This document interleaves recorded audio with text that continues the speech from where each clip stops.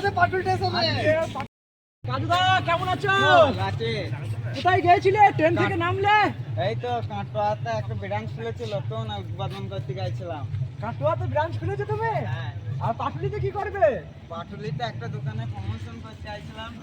তোমার দোকানে প্রমোশন করতে এসেছো? তাই কাজুদা, তুমি তাহলে পাটুলির দোকান প্রমোশন হয়ে গেল তোমার? হ্যাঁ, হয়ে গেছে।